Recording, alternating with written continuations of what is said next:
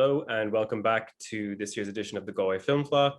I hope that you enjoyed this presentation of The First Death of Joanna as much as I did. I thought it was such a beautiful film, a wonderful coming of age film, coming out film, and a great insight, I think, into coming of age in Brazil as well, in southern Brazil, where this film is set.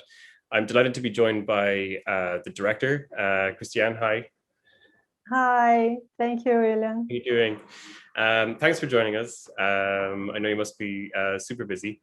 But yeah, it would be great just to have a little bit of a chat. And I guess I'd like to start off just by asking, this is your second feature, correct?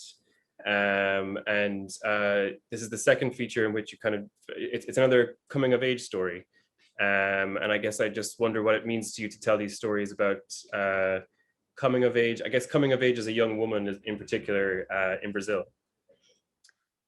Well, first of all, I would like to say that Brazil is a big country and each state has peculiarities on its culture. And I'm from the southern state in Brazil, called Rio Grande do Sul. That means big river from the south. And it's a region that borders with Argentina and Uruguay. And we share this gaucho culture. Gaucho is a word to describe the man that is on the field dealing with cattle, that has his horse, and it's very strong, it's a warrior. So we have culture, a folk culture around this figure. We had like 100 years of war when settling that the divisions, that geographical divisions from with Brazil and Uruguay and Argentina. So there is this warrior collective imagination. So this puts women in a second place of importance in this popular and collective imagination. And we see the reflex of this sexism constantly. So I find intriguing to analyze in detail how this macho culture impacts in woman behavior. So in the first film you mentioned, you see a young woman that don't feel capable of leaving her little town by herself, but married is, if she married, is an option, it's an option she looks for.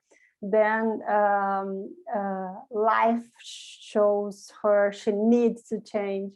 While in this second film, you see two families and how women reproduce certain oppressions, to me is a constant search in myself and around me to recognize these oppressions and how we reproduce it.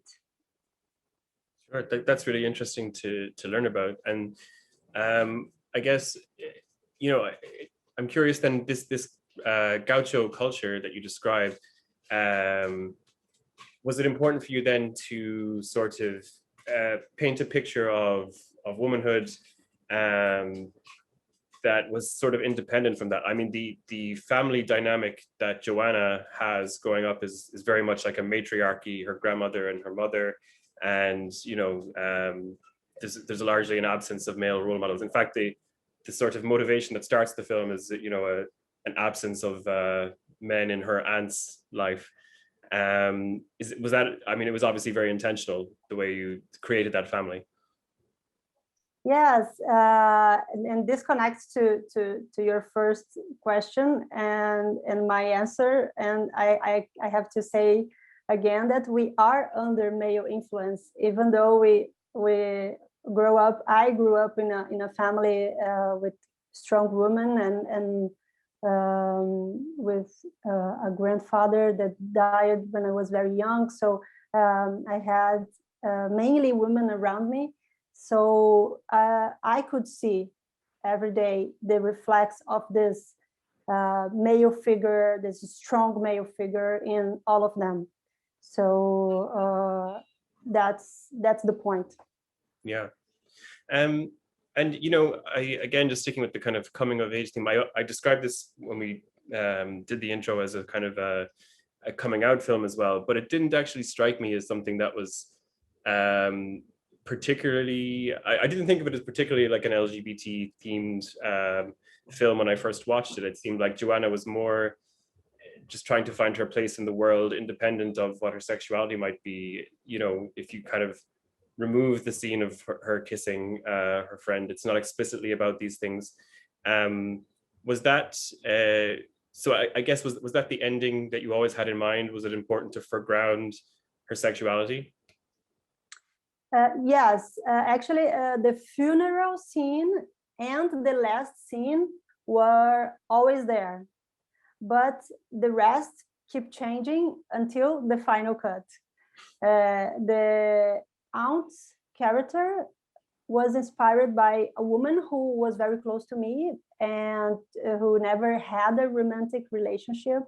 And she died a virgin at 70 years old. And she was someone very active, connected to arts. And so her story really moved me. I wanted to understand why that happened. And the other characters also came from my personal experiences as well as from Silvia Lourenço's experience, the co-writer. She's a well-known actress in Brazil, but she's also a writer.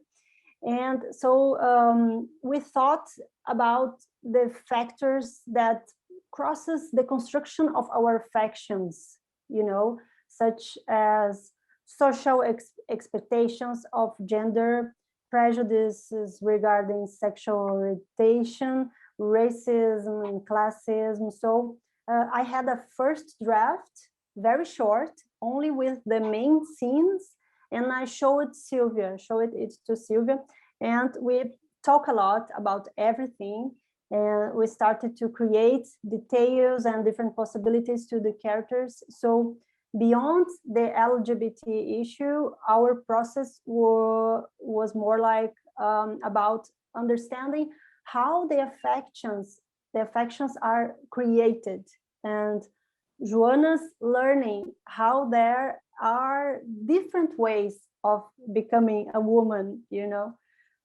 Yeah, tell us more about that collaborative way of writing. Was that a new experience for you? Was there did you find that you had different strengths between yourself and Sylvia, or was it very much you kind of worked on it at the same time?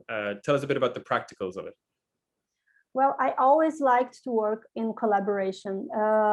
For me, it's very important to have this dialogue, to have this exchange, you know, a different perspective. My first film also was developed with Michelle France. And just like that, I write a first draft and then invite someone to collaborate, and we exchange and research. And I research a lot. Before writing the first draft, I really like to understand the universe of the characters I'm creating. And so I talk to people that are similar to the characters. I go to the locations to understand how they work. And after this research process, I write and invite someone to collaborate in all my screenplays. That's great. And are you the kind of screenwriter who enjoys writing, or is that the very last thing that you do is get the words down on the page? No, I really love the development process. I really love this as an excuse to dive into different universe, to get to know people I normally would not live with, and to live in different places. And this is the moment where we create the experience of shooting when we write. So I really love, and I actually work as a screenwriter for other authors in Brazil. I collaborate in projects of other authors here too. I really love to write. Great. We were chatting just a bit before we started recording about sort of modern current political situation in Brazil. But this film is kind of set sort of before this sort of neo-traditionalist kind of wave started taking hold on the world. What was the motivation to set the film in 2000? It was 2007, right? Yeah, it is. That's because between 2005 and 2007, when I used to spend summers on beaches close to Porto Alegre, my hometown, I saw the landscape of the lagoon region change. There are more than 20 lagoons that compose a unique system in the world because of its extension. It's huge. And this landscape gained giant wind turbines, that formed a big wind power station with 150 wind turbines. So it impressed me a lot. And there I saw the ideal scenario to build Joanna's story, since she's a teenager who was also going through changes.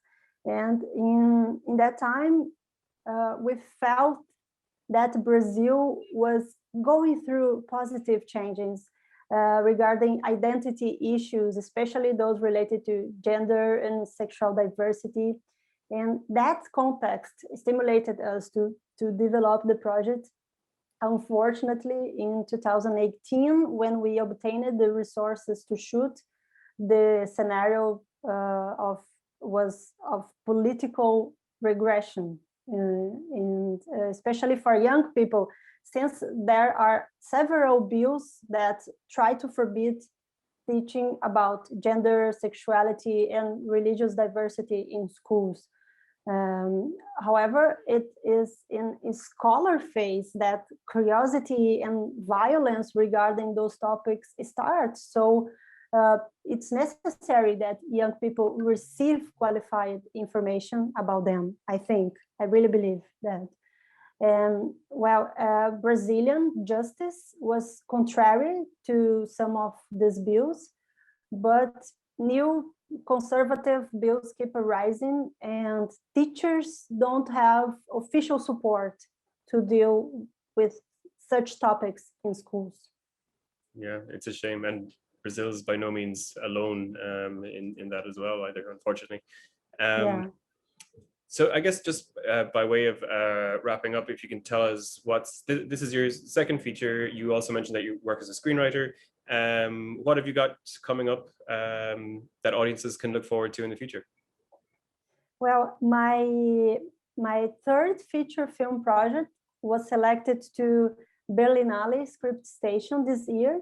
That is a lab for development, and I am on that rewriting process that I love. And it's a Brazil-Italy co-production, and we must shoot next year. It's called Until the Music is Over. So that's my next project. Well, it's a beautiful title, if maybe slightly ominous, but I can't wait to see it, and I hope that we can have you in Galway in person at a future event. That would be really nice. But congratulations again on just a beautiful beautiful film. I know our audiences will enjoy it as much as I did. Thank you, William. Thank you a lot. I really hope to have the chance to go there in person someday. Thanks, Cristiane. Bye-bye.